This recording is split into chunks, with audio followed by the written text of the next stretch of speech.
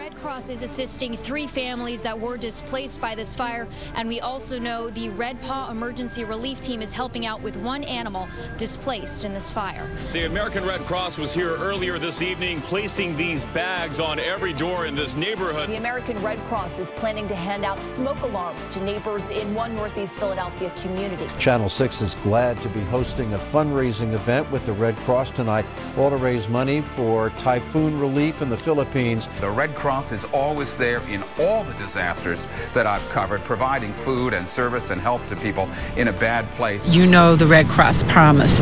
We will be open as long as families need us. The mission is clear. We're working with people during their time of greatest need. The state opened this so-called mega shelter after Governor Tom Corbett issued an emergency disaster declaration. They're working with the Red Cross to provide accommodations for up to 1,300 people. This is not the time to be tough. Don't soldier it out. Come to the shelter. There's hot food, a safe place to sleep, a safe, warm place for your children to be until Pico can get the heat back on. Sarah Smith, who is a spokesperson for the Red Cross of Southeastern Pennsylvania, is heading to Little Rock. Not only will be sheltering, but the Red Cross will also be driving street to street with supplies for people as they try and salvage what's left of their homes. We are also following the devastating effects of that typhoon in the Philippines. Just today, operators have taken down over 300 names and numbers of missing Filipinos and are passing them on to the Red Cross in D.C. Thus far, just phone calls alone, we've raised $11,575. That's just from the phone bank. The infrastructure is so shattered that we need the flexibility to respond to the issues we find on the ground. By having the financial resources, we can take the steps necessary to ensure we get the right relief to the people who most need it. It looked like you just walked outside and saw hell. It was incredible. And it went from something real small to something real big. It's like four to five families lost everything. I heard screaming, and the 2 girls came out of the bedroom window and were on the roof. The Red Cross arrived on the scene to help the family. Our role tonight is to be sure that the family has shelter and food and clothing for the next few days. American Red Cross volunteers went door to door, handing out information on fire safety and offering emotional counseling. Back along Jefferson Avenue, crews with the American Red Cross went door to door. Hello, would you like some food? For feeding residents. They passed out food provided by the Chester County Food Bank. Have a sandwich here. To about 100 people who hadn't eaten in 24 hours as a result of the flooding. Do you know what to do if your pet gets sick or hurt?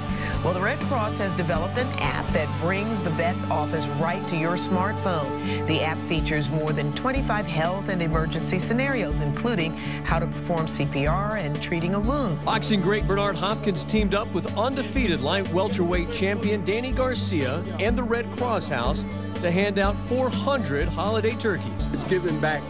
It's more than just a month, a year, a time, a place. It's anytime you can. And anytime you can give your city some service and give your time, it's the best thing. The action cam stopped by the Fight Fire with Fire barbecue cook-off. Some of the Delaware Valley's best restaurants put their ribs and pulled pork on the line for bragging rights. This finger-licking fundraiser benefits the Red Cross House and Disaster Survivors Fund. By the end of Camp Save a Life, all the kids who pass, and all are expected to, are certified in CPR and first aid. And while they don't make lifeguard, they do get recognition for the water safety skills they learn. And now the Red Cross also has a free app that you can download and keep those safety tips right at your fingertips. The Advanced Child Care course covers the basics, such as bottle feeding, but also has training in behavior and discipline. Students also got a start on certification in pediatric first aid and CPR.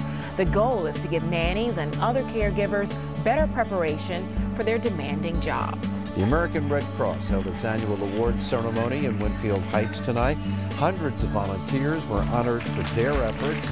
The American Red Cross of Southeastern Pennsylvania hosted its 20th annual Spectrum Awards in Center City this morning.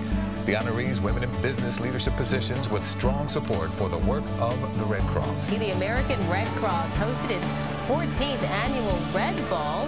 This red tie event featured food from 25 of Philadelphia's finest restaurants. All the proceeds from the big event tonight benefits disaster relief and the Red Cross House in University City. Volunteers and employees of the Southeastern Pennsylvania chapter were invited to City Hall as leaders proclaimed March Red Cross Month in Philadelphia.